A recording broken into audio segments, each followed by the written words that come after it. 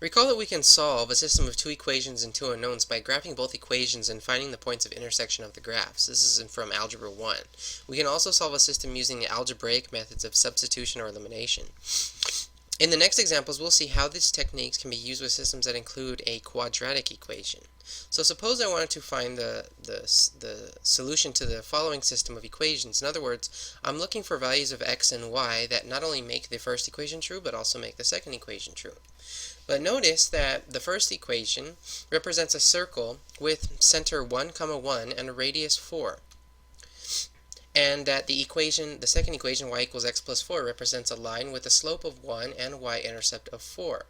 So what I do is I graph the points on the circle. So like I said, the circle has a center of 1, 1 and a radius of 4, so I graph those points.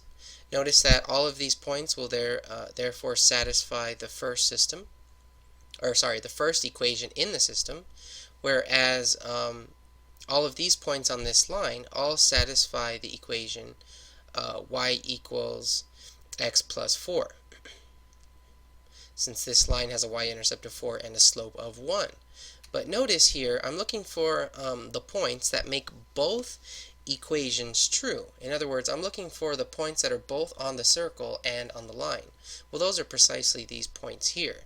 So I have one solution in the point negative 1, 2, 3, 1, and positive 1, 5.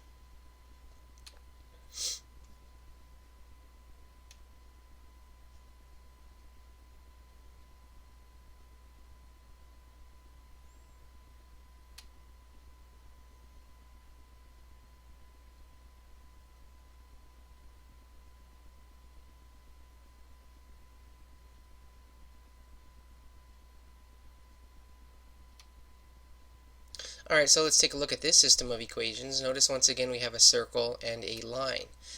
Instead of graphing this time, we're going to use the algebraic method of substitution to write an equation in one variable. So notice that the second equation is already solved for y. So what we're going to do is we're going to substitute this expression for y into the first equation. Doing that gives us the following result. Since y equals negative 5x, I get x squared plus negative 5x squared equals 13. So I simplify this by squaring the expression and combining like terms. And of course, to isolate my variable x, I start by first isolating my variable x squared, dividing both sides by 26, and I get that x squared equals 1/2, so that x is equal to the positive or negative square root of 1/2. Rationalizing my denominator, I get that x is equal to the positive or negative square root of 2 divided by 2. So now that I have, what we just found here is we found the x part of our solution to our system of equations. X is either equal to positive or negative square root of 2.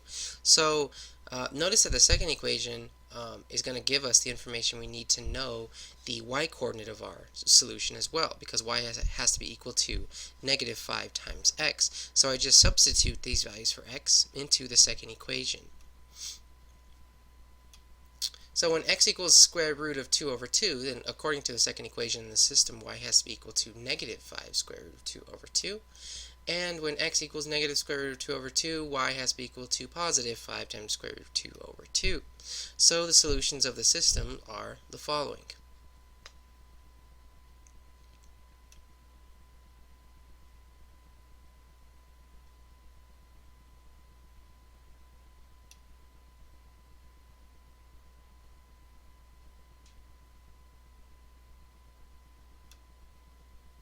Alright, so let's take a look at this system of equations here. What we're going to do is we're going to use substitution to write an equation in one variable. What we're going to do is substitute the expression from y from the second equation into the first equation. So if y is equal to this expression while at the same time being equal to this expression, that means that both of these expressions have to be equal to each other. Okay? So I get that 8x minus 19 has to be equal to x squared minus 3. Now if I get 0 on one side of the equation, this is the result that I'm left with. And of course I can combine like terms by combining the negative 3 and positive 19, giving me positive 16. So basically what I've reduced this system of equations down to is the following equation in one variable x. Now one way I can solve this is by factoring. Since this is a perfect square trinomial, I can factor this trinomial as x minus 4 the quantity squared. This tells me that the absolute value of x minus 4 has to be equal to 0. The reason is because if I square a number and get 0, that means that this number on the inside has to be 0 itself, which ultimately means that x has to be equal to 4. Now that I know x has to be equal to 4, I'm going to substitute that value for x into one of the equations, y equals x squared minus 3. So when x equals 4, I'm going to have y is going to have to be equal to 4 squared minus 3. That's 16 minus 3 is 13. So when x equals 4, y has to be equal to 13. So the solution of the system is 4, 13.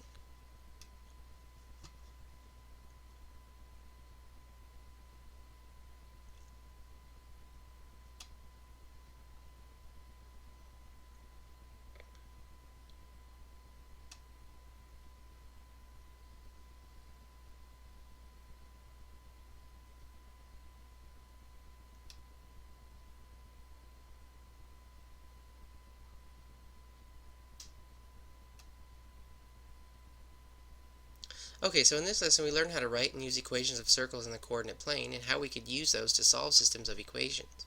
Recall that the equation of a circle with center hk and radius r is given by the following equation.